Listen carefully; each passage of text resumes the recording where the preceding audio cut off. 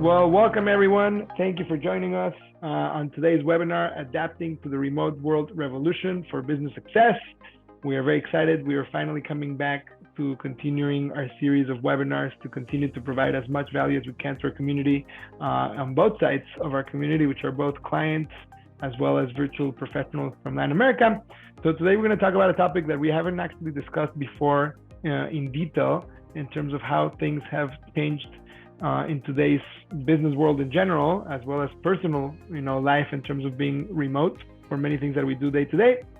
We've obviously talked in the past about a lot of subjects related to virtual assistants and virtual professionals and a lot of different things. But of course, after COVID, working remote was not just an option, but a necessity. So we're going to talk about how that has affected today's business world, as well as definitely talk a bit about, what it means to have remote workers, whether they're from our community or not, but in general, how that's going to change how everybody does business, not just in the US, but around the world. So we'll get started, and let me start by presenting myself. So I'm Jaime. I'm the founder and CEO of Virtual Latinos.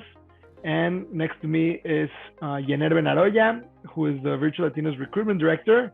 And we're both very, very excited and happy to be here and chatting with you about this subject.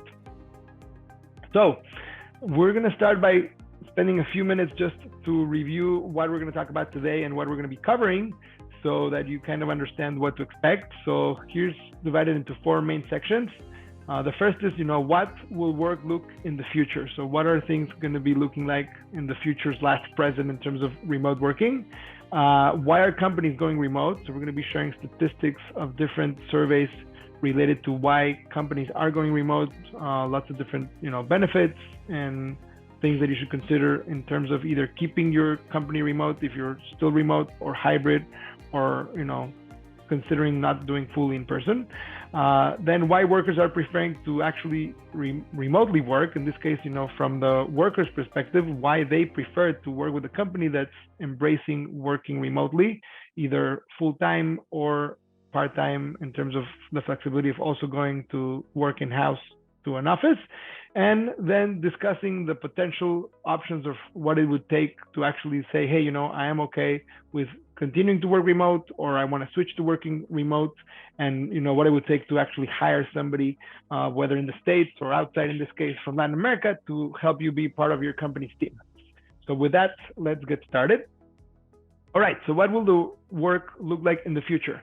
Well, the reality is that based on the different statistics and studies that we've been analyzing, as well as what's happening, at least in the United States, it definitely looks like we're going to continue for probably many decades, if not more, to embrace working remotely completely in all the industries that this is possible. Of course, there's certain industries where this is not possible, where people have to come into work and physically be in a location.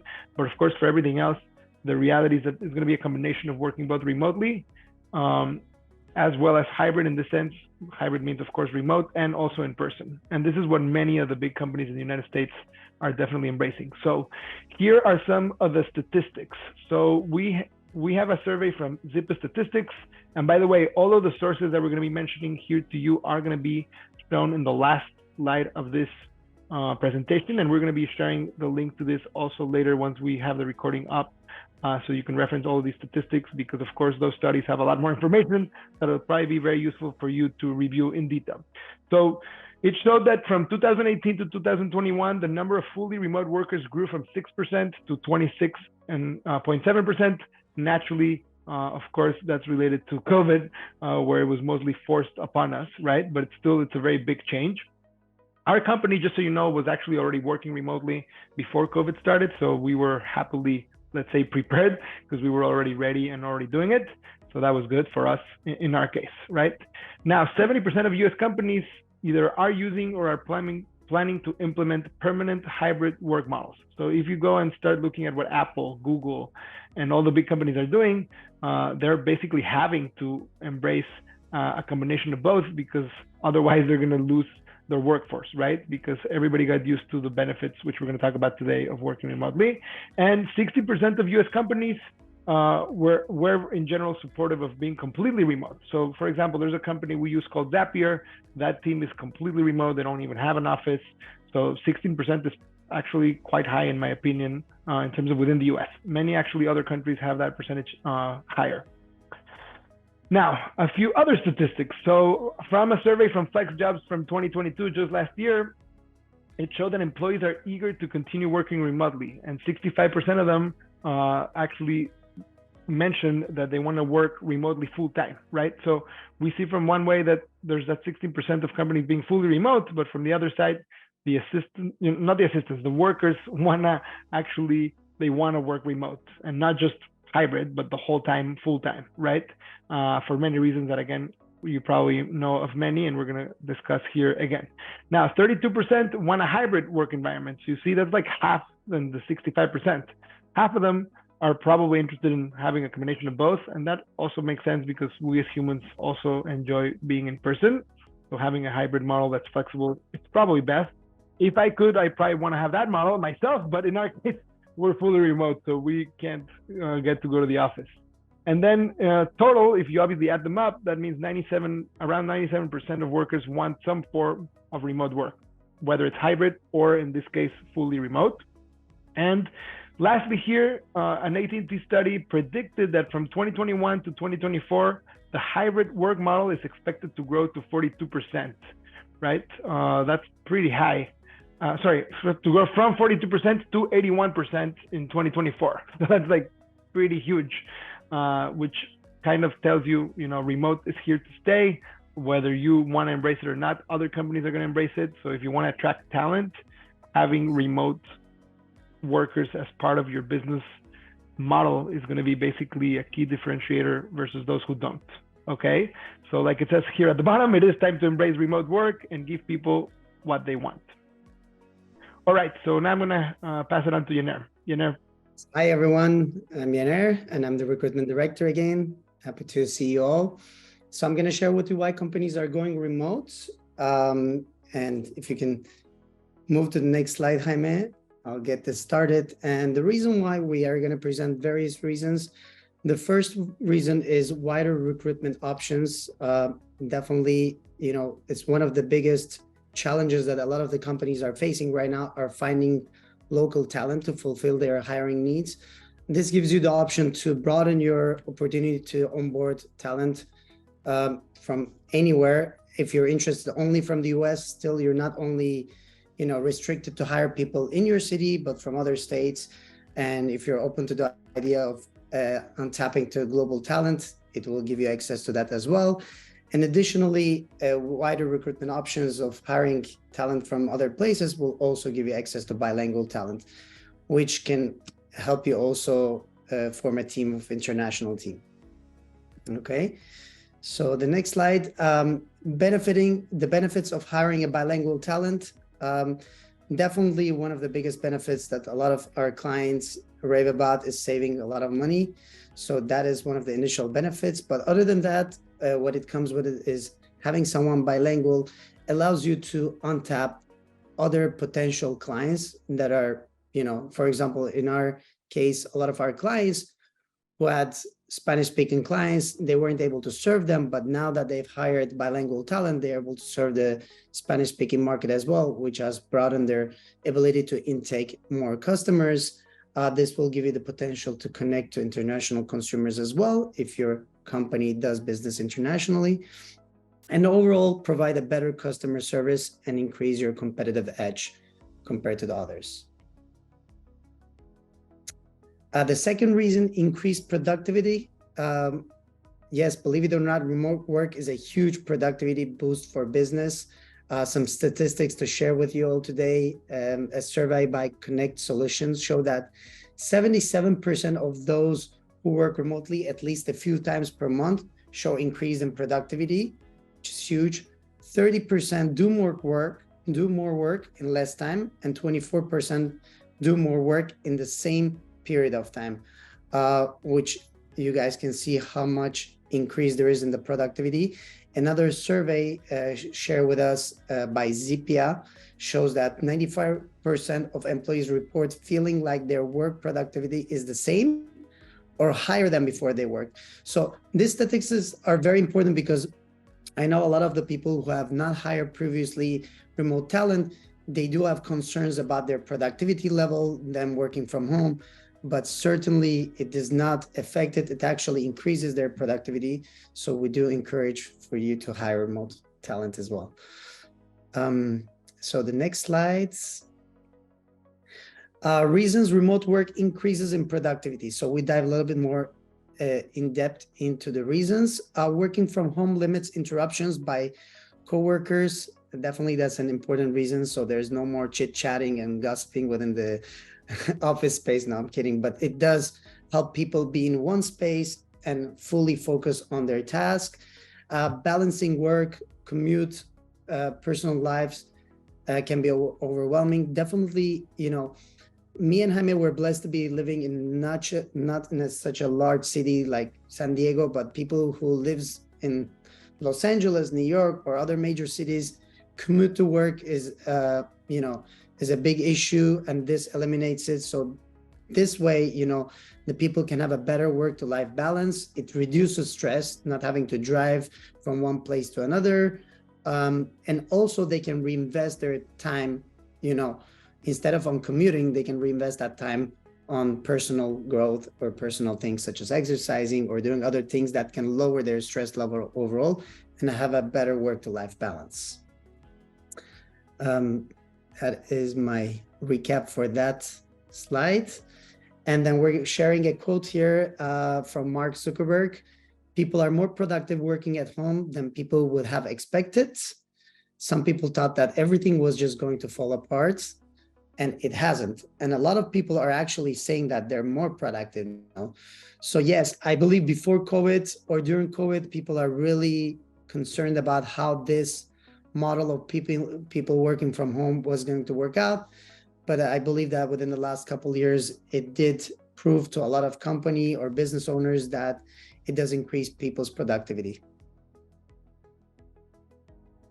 And I just wanted to add from the Mark Zuckerberg's quote, a lot of large corporations has also embraced this model, even though they were kind of against it initially, as they had large office spaces, you know, with all the things that a worker would like to have in their offices have. But, you know, people still prefer to work from home or have the hybrid option rather than going to those offices that have all the amenities necessary. Reason 3, the talent retention. Hiring new employees is a costly business, certainly, and the average company in the US spends $4,000 to hire a new employee. It takes about 52 days to fill the position. The companies that offer remote work experiences at 25% lower turnover rate, and this was a survey done by Owl Labs. I can tell you that this is certainly true. I can see from our clients that the turnover rate is much lower than what they would have expected, and they're able to retain the talent for a longer period of time by allowing them to have that perfect work-to-life balance. Why does work from home help with talent retention? So these are some of the reasons that we wanted to share. Some of the things that I've already stated. It gives your team a solid work-life balance. It contributes to happier and healthier workers, which if they're happy and healthier, they're going to work for a longer period of time. So it makes sense.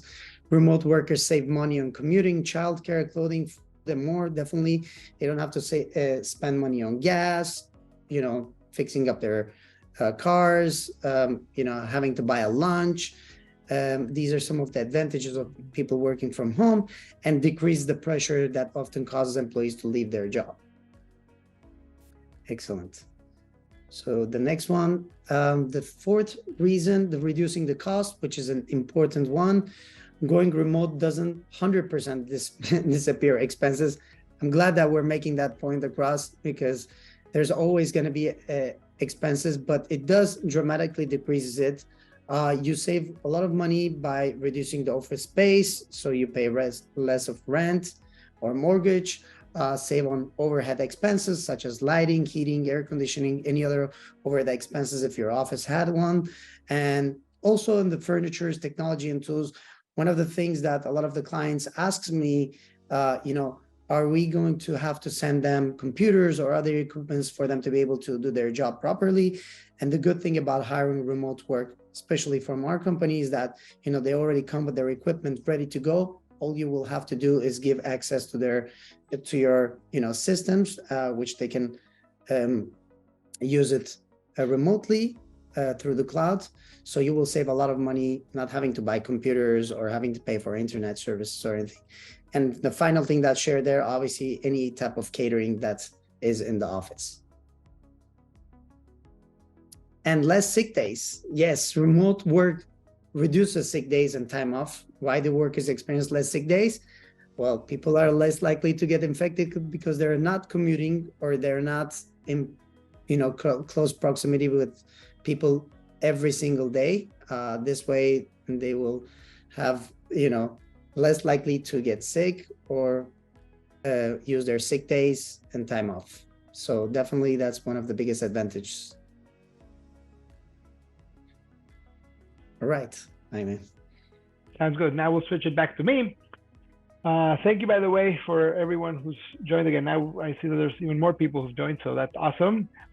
So part number 3, why are workers preferring remote work, right? So now we talked about first, why are companies interested in remote work and the benefits to them. Now we're going to talk about the other side, right? And I'm not sure if you know this, but we have literally thousands of people who are part of our community.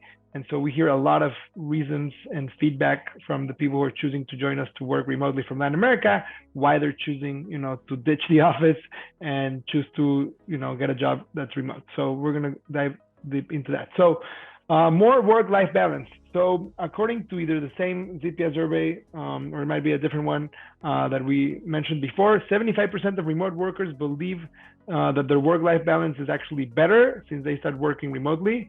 And let me just start by saying that is usually true, but not always necessarily. In fact, some people in our internal team currently are working, you know, way too much, whether it's in person or not. Sometimes when there's a lot of work, there's a lot of work. But overall, in general, for sure, being remote gives you a much better work-life balance because you don't have to spend, you know, time in different places when you have to go to the office. So that's for sure in general true. 85% of respondents said that having a remote or hybrid job would make them happier in general. And I think a lot of that is also because of that flexibility. And 62% of workers feel that remote work positively affects how they engage with work, right? So better work-life balance is good. And some of the benefits are, of course, being happier and less stressed, increasing productivity, like Yener mentioned before, in terms of how people get to feel more productive when they're working from home. What we mentioned also from the side of the companies in terms of, you know, less sick days, because you're not interacting with more people other than whoever's in your household, you're less likely to get sick. And the truth is, that's been pretty true in our company. We've been running for 5 years. And I mean, people do get sick, naturally not because of each other. That would be much more likely. Also, of course, of COVID, because we were all at our home anyways. So that was in general, you know, good from a business perspective as well as in general for people, because nobody likes to be sick. Next, giving a sense of achievement and making workers more productive. So that's another part of that balance. The next one, I think it's very, very real in our case, greater employee loyalty, commitment, and motivation. Obviously, it's not just about the fact of working remotely, but about how the company embraces making people feel part of a team. And I think that's part, of course, of the challenges, which we're not talking about too much in detail today, but working remote has great benefits, but it also makes it harder to make sure that people feel that they're part of a community, that they're part of a business that they all feel like they belong to. And for our company, I'd say for the most part, we've been surprisingly very good at keeping people super loyal to our team, super committed, mostly pretty motivated, at least from my point of view. So that's great. And again, part of that work-life balance benefit is to be able to have more time with your family. And in fact, I want to share that yesterday, where I'm doing something with my wife, where we're trying to say to each other what we're grateful for at least once a week. And so yesterday, my wife asked, you know, what are you grateful for today? And I said, honestly, to be able to walk 15 steps from my office to the kitchen to just have dinner with my family, I think is just awesome, especially because I hate being in traffic. So not having to be stuck in traffic is amazing for me. So that's that benefit. Now, reason number 2, not having to commute to and from work saves professionals lots of time. I guess that goes with my example for sure. So the average commute for US workers is about 55.2 minutes round trip, which is obviously still a lot. And so by working full time remotely, professionals are basically gaining back 16.1 hours of free time each week, or 777 hours and 46 minutes over the course of a year versus a full-time employee. Now that's like a lot of hours of gaining back in your life. So that is very likely the reason why people want to work remotely, at least, part-time. So workers spend 1/3 less time on personal grooming when they clock in from home compared to when they commute to the office. That's obviously very much true, because it's not the same when you have to get as ready to go to the office as just coming down from your bedroom into the office, right? And I'm sure we're all pretty, pretty aware that many of us could be in pajamas working, and it's okay, right? As long as you look good from the top up, you're good. I'm not in pajamas this time, so I am wearing jeans. Jaime, I also want to add that all that hour that they're regaining, it's going towards their personal health, their relationship with their family. So it's very valuable. It's actually, without setting up, you're creating a company culture that is going to help you have a better traction of retaining your talent. So definitely just seeing those statistics makes sense. That's right. All right, so here's another quote from Nicholas Bloom, the creator of Why Working From Home Will Stick. About half of this saved time goes to working more, and about the other half is what Yener just mentioned, enjoying more time for leisure tasks or family or whatever, people want to enjoy. All right, reason number 3, cost savings. So it's not only about saving money from the company's perspective, but also as a person who's working remotely, you get to save money as well. Obviously the most obvious is the gas and maintaining your car for everything related to cost, or if anybody uses, of course, transportation, it's, paying for that transportation or paying for any parking related to that. Clothing, obviously you might have the same clothes, but if you have to constantly, use work clothes versus other clothes, you're using your work clothes more, let's say, as compared to using, whatever you might want when you're at home. Eating out, coffee, snacks, the cost of that versus just staying home and cooking at home. And in this case, for those who are either working part-time or have the ability to, save on childcare because they can have, their children, let's say older children that they don't have to be watching all, every minute of the day, then it's also, a great benefit in terms of saving money. Now, reason number 4, location independence. This is probably one of the best benefits, at least from the feedback that we get from our team, that are able to work from pretty much anywhere. Our internal policies are very much flexible, where people can basically be wherever they want at any moment, as long as they're working usually the time zones that our company has. And so I can tell you that it's really actually awesome, and I'm very proud to say that several members of our team, one time they could be working from Argentina, and the next week they might be working from Colombia, and then they move around. In fact, within Latin America, we have a lot of people that are from one country but live in another country. So then they literally have the ability to just choose to fly and go visit their family whenever they want, stay a couple of weeks and visit their family and friends, and then come back to wherever they're at without literally losing any time off at all. And that's great. And not only changing countries, but even, within cities within your same country, that's very easy to do. And so that's awesome. Of course, that's as long as you have good internet, which, these days around the world, most places that are urban have fairly good internet. So that's usually good. And I want to share that we actually have a virtual professional who's living in southern Argentina, who is getting Starlink internet directly, satellite based, because he lives in the middle of nowhere where there's no real internet. And that's like freaking awesome that someone gets to work from literally like the forest or some really remote location and still be able to work with with our company and with a client in the US, which is great. So that's kind of the summary about all the benefits. So we're going to now dive into the next section. So Yener, please go ahead. Yes, happy to explain the next section. So now we're going to talk about switching to remote and how to face remote work with success. It's an important section. The first and most important thing is preparing to go remote, determining what tasks you need help with. determining what your virtual assistant will do, figuring out your budget based on the type of talent that you're seeking to hire, writing a job description related to that role, and determining where to hire. One thing that I would like to add to this section, which I believe is very crucial, and this is something that I give as an advice to a lot of the clients, is that they need to have their systems and processes ready prior to thinking about hiring anyone. I think it goes even if you're hiring in-house, but when you're hiring someone remote, it's really important to have the right systems in place, mainly systems that are cloud-based, so your remote talent can have access so they can get those tasks done properly. If you have the systems and the process ready, it's going to really ease up the way of getting people onboarded.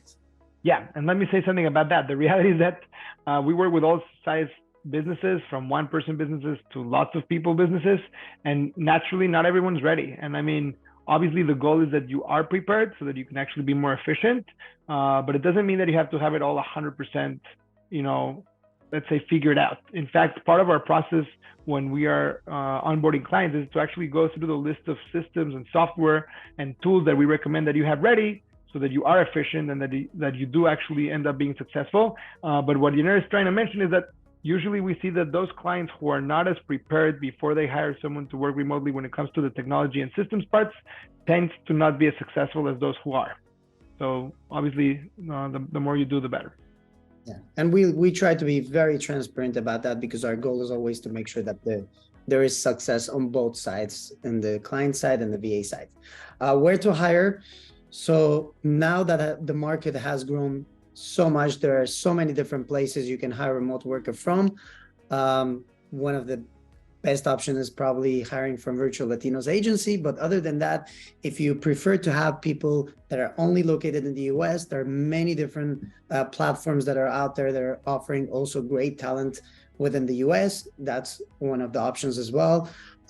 There are also many different countries that also offer virtual assistants. One of the widely known places are Philippines, India, and obviously now the Eastern European market is also growing widely when it comes to the virtual assistants.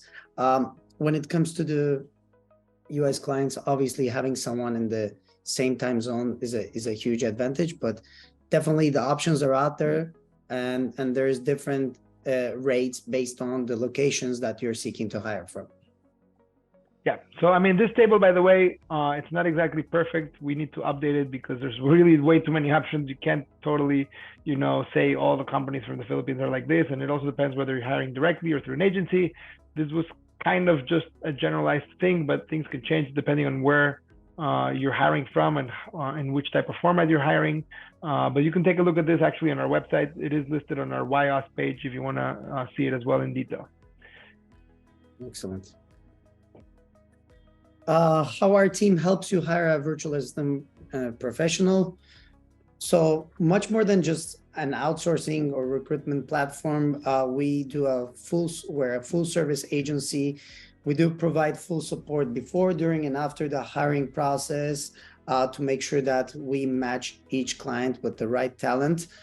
These are some of the steps that are listed here, as filling out the forms and having a call with one of our recruitment associates.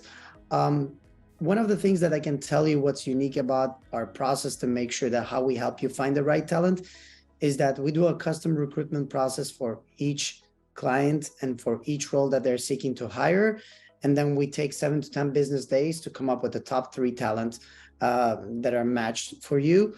And then you also get to interview each of those candidates to make the best choice on hiring.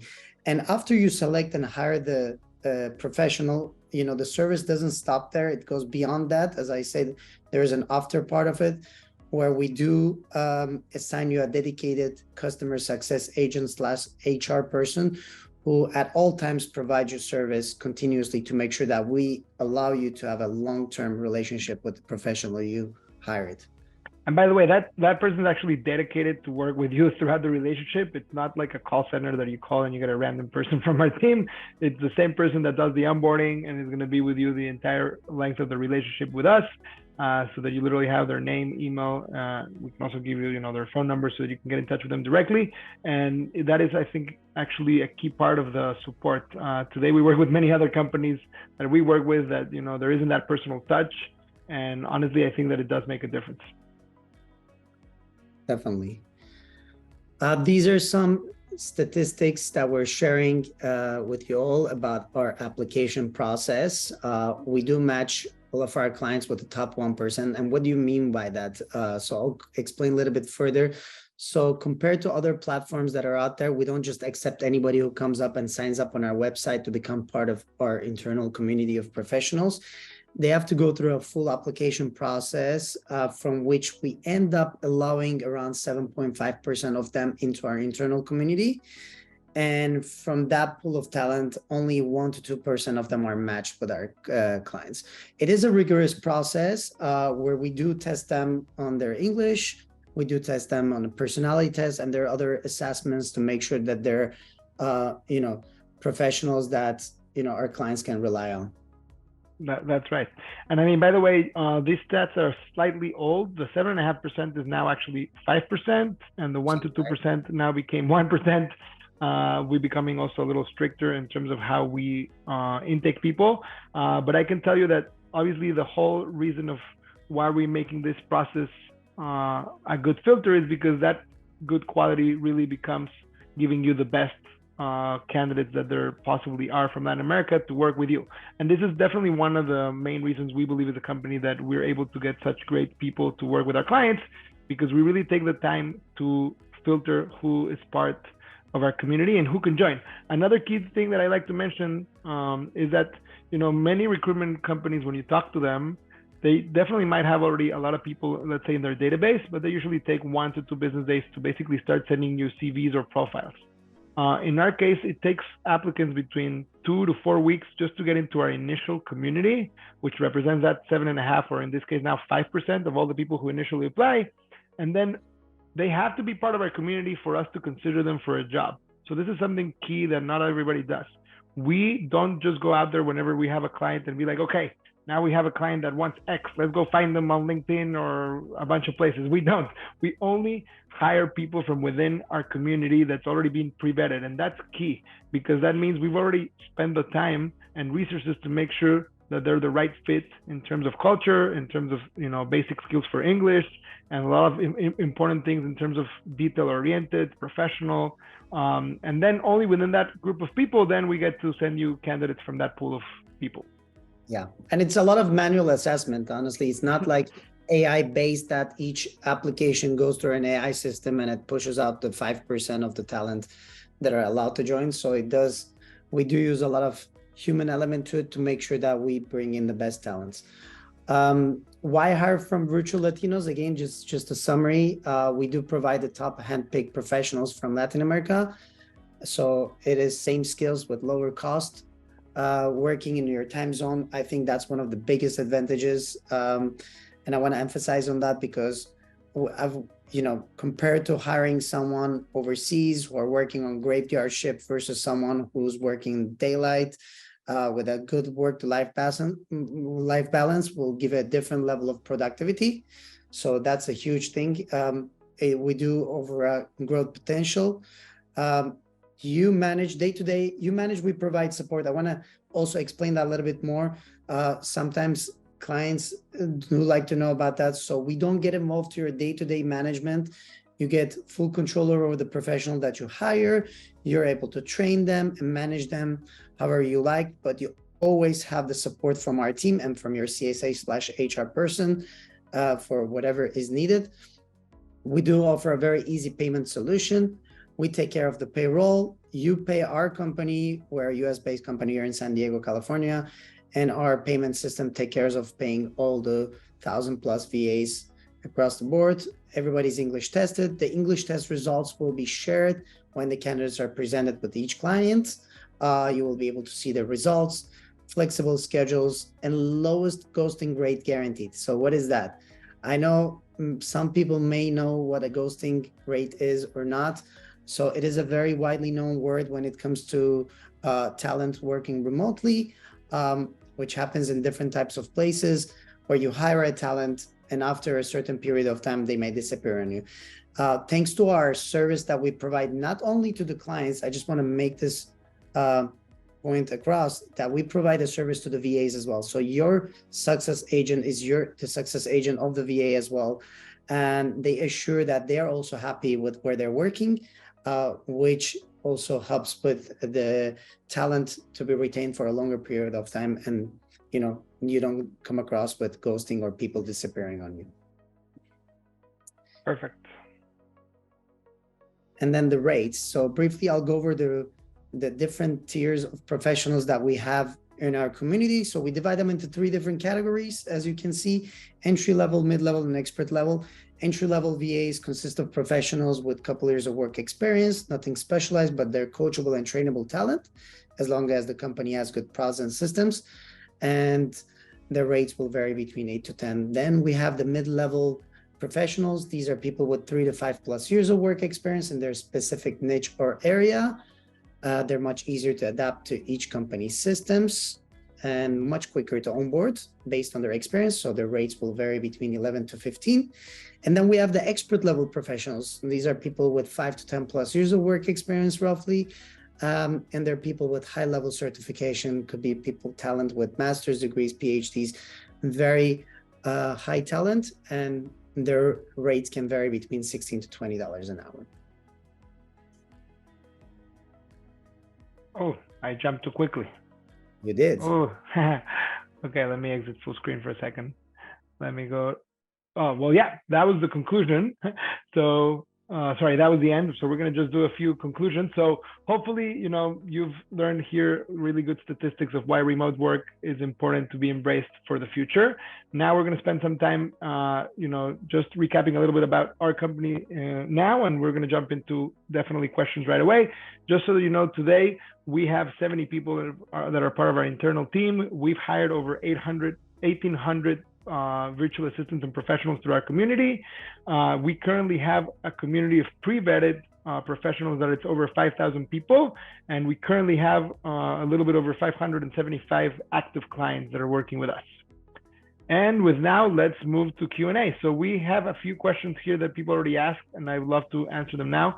Yener, let me know if you can actually see the questions and go to the ones that say answered, because we did already actually, I typed in a few there. But if not, yes, I can begin. I see that you answered some of them, correct. All right. You can start. Okay. So sure, I'll get started. So Luis is asking, he's a doctor from Houston, and he'd like to understand how to leverage social media marketing with a VA. So social media marketing is actually one of the most popular tasks that VAs from our community that are hired as a marketing assistant tend to do. We internally actually also have our own social media marketing, community of people that are doing that.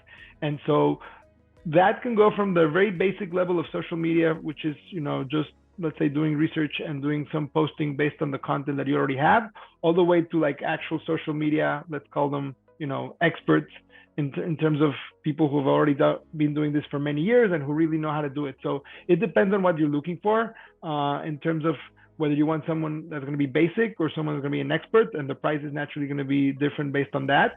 In terms of how do they specifically work with, let's say, doctors, right? So you're a doctor from Houston.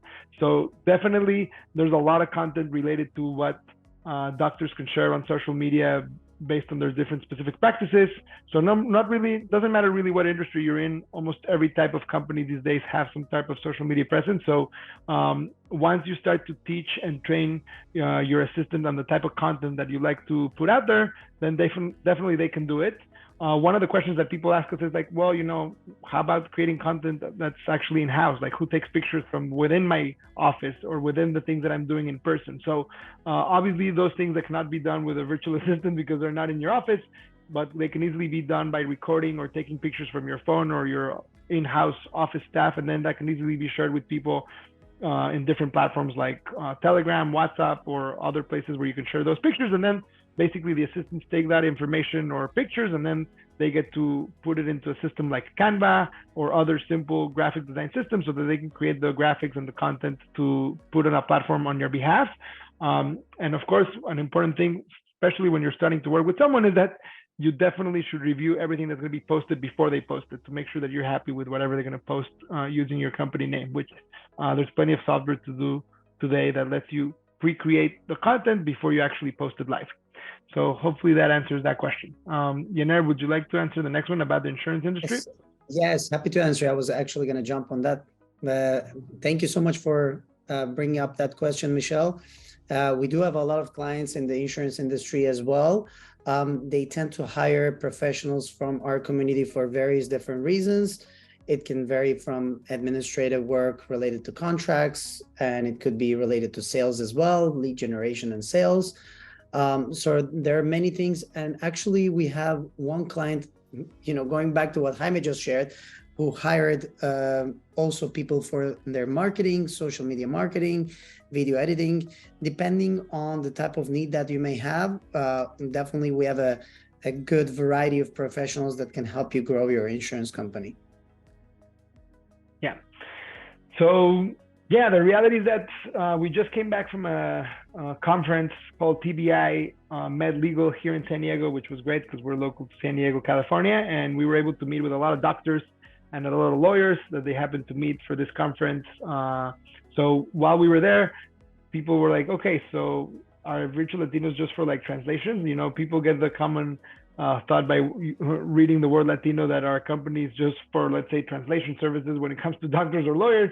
Hopefully now you get an idea that we are not just about necessarily, for example, translations or things related to Spanish. So we as a company can help many different types of businesses throughout the world in general, but we mostly focus on the US to recruit professionals from all over Latin America, except technical or software related roles. So pretty much any role that you can have somebody in the US do inside your office through the computer, we can likely find you someone that has the same skills or experience, but basically it's at a more affordable cost because they're outside the US, which is one of the main reasons people, are switching to hiring people outside the US, but also not just outside the US, like in the Philippines or other places, but specifically in Latin America, because they want to be able to have people that are also working on the same time zone. So it's not just about saving money, but it's also making sure that these people who are working with you really do feel that they're part of your company and your team. And that's another subject that I thought is important that we highlight, that when you're hiring someone, it's super important that you consider these people that are going to be part of your team. You're not just outsourcing work to some random person. They're going to be part of your company. You're going to give them an email address from your company. And the idea is that you make them feel part of your company too. Yeah, they're dedicated professionals. Yeah, there is sometimes a misconception about them having maybe multiple people, but yeah, they're all dedicated professionals. I'll move on to Luis Chog's next question about real estate investing. How does people can help with bookkeeping and managing an Airbnb property with communication with guests and cleaners? We do have clients in that space as well, specifically in the Airbnb or property management space. They do hire professionals through us, depending on what you're looking for. Obviously, you can hire people on the administrative side that provides, some sort of a customer service and support to your tenants, as well as the same administrative person can do very basic bookkeeping type of related tasks. And also they can help you, with the communication with the cleaners or maintenance crew, if there's any issues. So all of these things, definitely that can be outsourced to a professional. Awesome. Thank you. There's another question. It says, anonymous, do you offer trained legal virtual assistants? That's a great question. We've had that question being asked in this last conference a lot. We are very transparent and honest. The main answer is no. We do not have people that are trained to be legal virtual assistants. Yet we work with over 350 law firms that hire our professionals as some type of legal assistant. But in this case, it is our clients who currently are the ones in charge of training our professionals in terms of how to work with the legal industry, how to work with lawyers, how to use the different case management or different software that the legal industry uses, as well as giving them all the background and information and terminology when it comes to working with law firms. Now, the reality is that we are very aware that most of our clients would love to have people that are already trained and that they already know how to work with the legal industry. What I meant by most of them are not trained is because most of them are not, but there is people that we hire that are actual lawyers in their countries, and they're certified to be lawyers in their countries, but that does not mean that they can legally practice law in the United States, in which case, of course, you can still hire them and they can have a lot of experience working in the legal industry, not necessarily, let's say, the US specifically, but certainly can't do legally certain things because they're not certified as lawyers in the US. The other part of the not everyone is because we do have certain people that have already worked with our company, with other lawyers that for one reason or another might not be currently working with those clients. And so those people do have experience, and they are usually, if somebody either can't pay for them or for whatever reason can't work with them anymore, they're definitely available to be hired by other people from our community of clients. So those people that are usually trained, they usually don't stay very long not hired. We usually put them and find them another job pretty quickly. So hopefully that answers the question. And lastly, related to that question, we are launching, hopefully in less than 2 months, what we're calling the Virtual Latinos Academy, which is a portal where we're going to be creating certifications that we are building with a combination of existing training, in this case from software companies, as well as our own proprietary videos that we're building with some of our clients that are specifically in the law industry. So one of our biggest clients is a lawyer that hires over 40 people from our company. He's helping us create video training specifically for the legal industry. So the goal is we will have some people trained in the future. Yeah, but I want to add that even if you hire someone who's pre-trained, it's always important to give them some sort of training because each client may have different systems and different processes. So, just keep in mind that there's always some sort of it does minimize the training period if they're pre-trained, something similar to it, but always requires some sort of training. I want to jump onto the next question from Carlos Ramirez. I do appreciate you writing this question. Do your VAs have an equipment requirement? I've had bad experience with VAs with old and outdated equipment in the past. Thank you for writing that out. Yes, we do have equipment requirement as well as internet speed requirement. That's part of the application process, which does eliminate a quite bit of people who does not qualify our minimum requirements of equipment. So yes, we do guarantee that they do come with us, good stable internet and well-rounded equipment to be able to work with our clients. Right, lots of good questions. Thank you everyone for sharing. All right, and anybody wants to ask anything else related to this topic or any other questions, not just about working with us specifically, but about remote work or any tips or anything that you like to, it'd be a great time to hear from you. There's another question. If you want, we can jump on that. Where at the highest peak level do virtual assistants see in their vision? I'm not sure I understand what PEEP level means. Yeah. We're at the highest PEEP level. Could you rewrite that, Brendan? I just want to make sure that we understand that question correctly and give him the right answer. Okay. Once, Brendan, sorry. Yeah. We're at the highest peak level do virtual assistants, Virtual Latinos assist in their vision. I'm still a little lost. Okay, we're at the highest peak level do virtual Latinos assistants see in their vision. I'm not sure, Yener. Do you understand or would you like to answer? No, I'm not very clear about that question, but maybe he's asking about, what's the highest peak level that they envision themselves as a virtual assistant, or is there a point where they're like, okay, yeah, I don't want to be a virtual assistant? If that's the question, I mean, we have professionals with, many years of, when I shared that different tier levels, there are people who are in the expert level. They're already interested in being a virtual professional to our company. And when I asked them, look, you're a doctor or a lawyer, you have 15 years of experience in your field, how come you're interested to do that? I think this is like the peak level for them of, having that work-to-life balance. I think, a lot of people are interested to continue to grow as a professional and at the same time have that balance of life. I hope that answers partially your question, but if it didn't, please rewrite it, and happy to recap that answer for you. All right, thank you. I'm going to answer the next one. Do you happen to consult on the best technical setup, for example, phone line setup, based on your experience with remote work? So the answer is both yes and no. So part of our onboarding process definitely goes through talking with each client every time that they begin working with our company in terms of the different tools that we have used or have other clients recommend to us in relation to technical setup. But the reality is that we work with companies from so many different industries, and we've seen that every type of industry works with different tools that are the most popular for their industry. So for example, we work with a lot of lawyers. So lawyers usually work with one of several case management systems that are specifically created for law firms. And so those specific software, for example, have certain integrations with some voice over IP or VoIP phone systems, and some don't, right?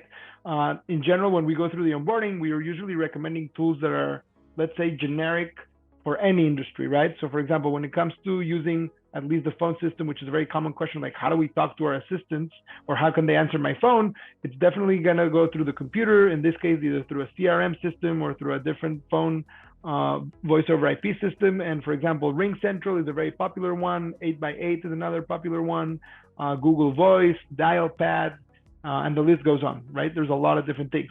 When it comes to the rest of the technical setup, for example, if they're using a specific type of a computer or a separate, for example, second monitor or anything else other than that, usually if a client has a specific need, they tell us, and in very few cases they do, but usually the default is that they're gonna obviously have a computer with a mouse and a keyboard and a camera, right? Most people for sure will have all those basics, but to answer the question, can we consult on the best technical setup? Certainly, if you're gonna tell us you're looking for X, Y, and Z, and we happen to have the experience based on our clients, we certainly will help you.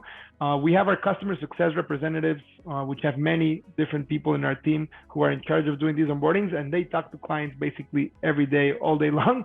So they do have a lot of experience based on what they speak with every client. So also our recruitment consultants, as part of the process when we're consulting the clients on the role that they're seeking to hire, we do help them identify if they haven't, already used a different, CRM system or anything based on their industry. We do have a knowledge on, from our previous experience onboarding clients, we do recommend them some of those tools and systems.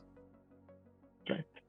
All right, then the next one is, do we pay the VAs directly? Yes, so in our business model, our clients pay us as a service, and then we pay our assistants. So yeah, you don't get to pay the assistants directly yourself. In fact, that's one of the benefits of working with us. We get to become your payment processing or like your payroll in this case, even though they're not actually employees for you, because we get to have that legal relationship with them. That's good. We make it easy because we get to send money all around Latin America. And I can tell you that is very not only time consuming, but certainly hard for certain countries. So that is definitely part of our job, and some less of a headache for the companies that we help with. So that probably answers that question. And the next one is from Noel. Would you like to answer that, Yener? Social media experts paid hourly. That's a good question, Noel. So social media experts, if you're looking at an expert level, what we consider expert level is going to be someone with 5+ to 10+ years of work experience in their field. They can vary between if it's a full-time position, $16 to $20+ an hour. And then if it's part-time, it can vary between 17 to 21. But within the mid-tier level, when I share with you professionals we have with 3 to 5 years of work experience, there's some brilliant social media, managers within that space as well that can cost you between $11 to $15 an hour if it's hired full-time. And now, in terms of maybe answering that a different way, just so that you know, even though everything's calculated per hour, our minimum to work with our assistants is a minimum of 20 hours a week. So you can't just pay for like 10 hours or 7 hours or whatever they do. It is actually a process of hiring them to be part of your team for at least part-time, which would be 20 hours a week. And then I want to add that, and for us, we consider full-time anywhere from 31 plus hours. So it's not 40 hours. Anywhere you hire from 31 plus, you are qualified for the full-time rights.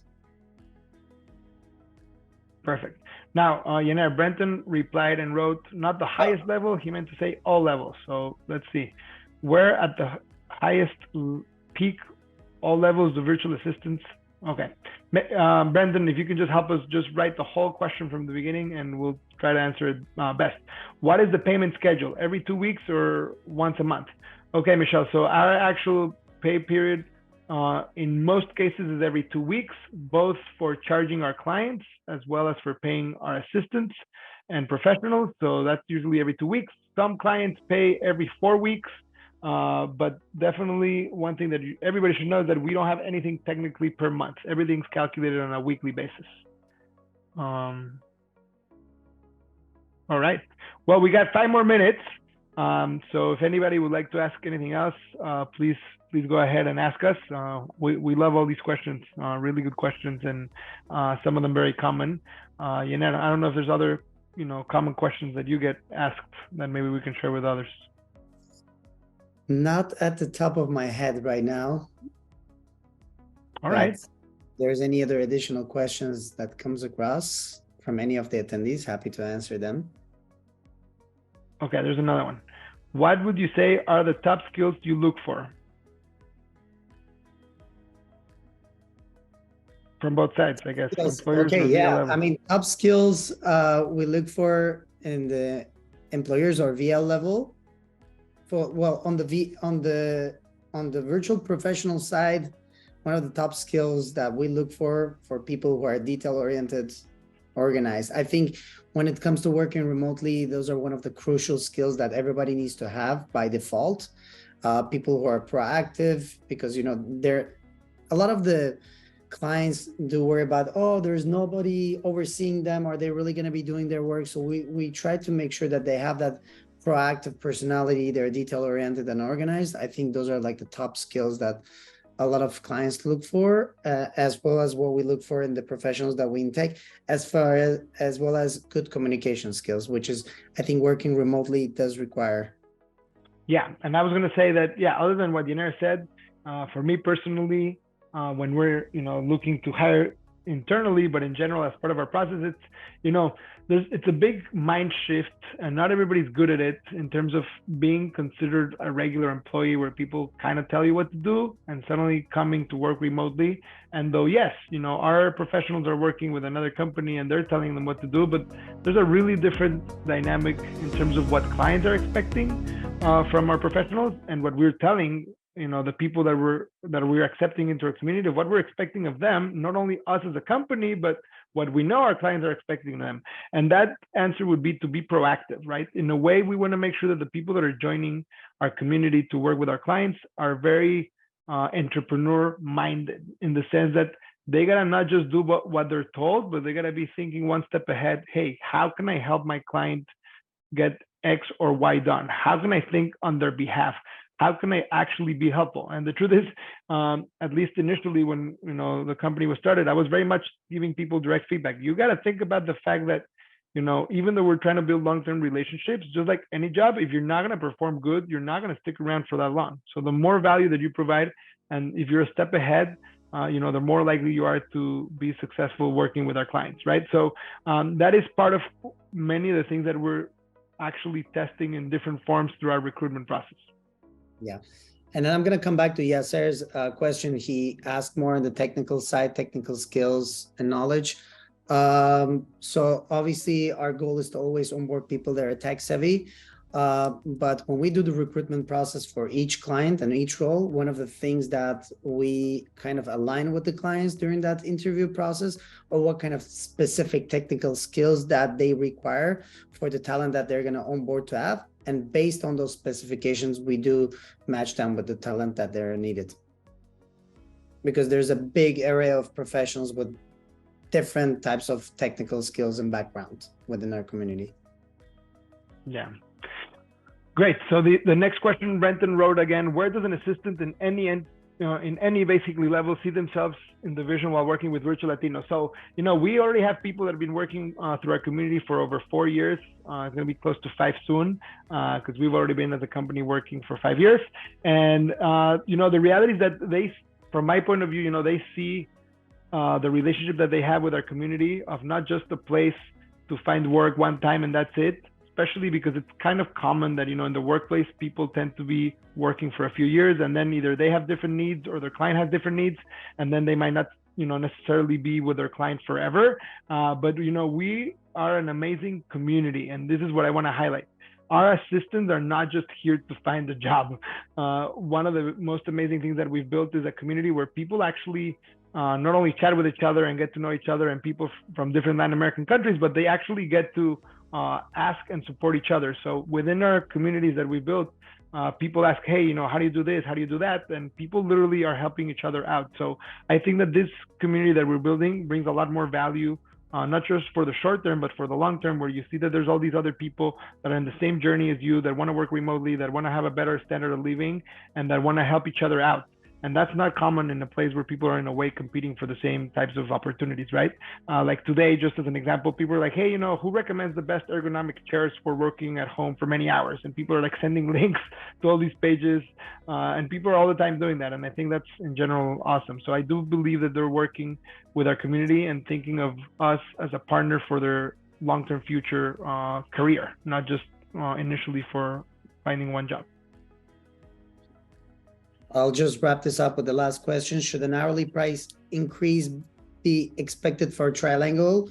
Not necessary. The recruitment team identifies the hourly price based on many other factors, not just on the fact of someone having, that they can speak 3 languages. So there's different factors that come into play, but not necessarily there's a price increase for trilingual professionals. Yeah. Awesome. So any last questions? Otherwise, we're going to finish up for today. And we're really, really thankful to each of you for your questions, for your time, for paying attention. And, please expect that we're going to be doing more and more of these webinars to continue to provide, a lot of value to our entire community. So let me see if something else comes in. No, that's it. Okay. Well, thank you again, everyone. It's a pleasure to be hosting all of you today. And definitely we'll be posting this recording later on and sharing it with you, including the last page, which included all the links to the statistics that we shared today. So thank you so much and take care. Thanks, everyone. Have a great day. Thanks for joining us. Bye-bye. Bye. Bye.